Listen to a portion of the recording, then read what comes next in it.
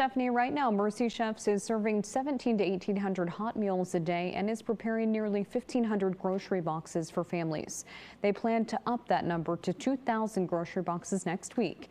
They say the need continues to grow as there's no end to the war in sight.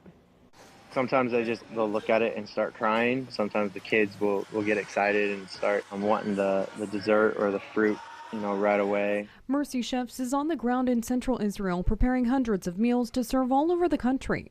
They're delivering hot meals and grocery boxes to communities around Gaza and serving those who've been displaced. Many of them, people that we're serving, are still in bomb shelters.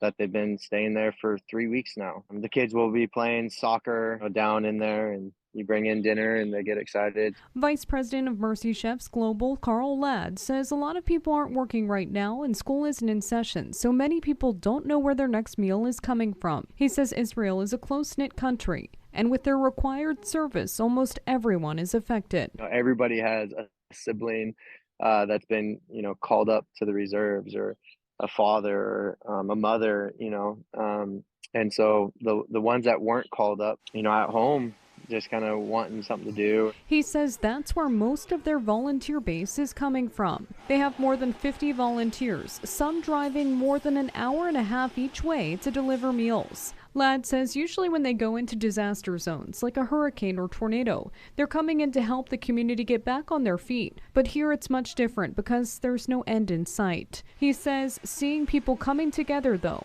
is humbling. Arab Israelis, Jewish Israelis, like everybody coming together. War is a terrible thing, but in the midst of it, you also get to see some of the best of humanity and people putting aside their religious differences or the ethnic differences. There's people hurting, there's people in pain on both sides of these.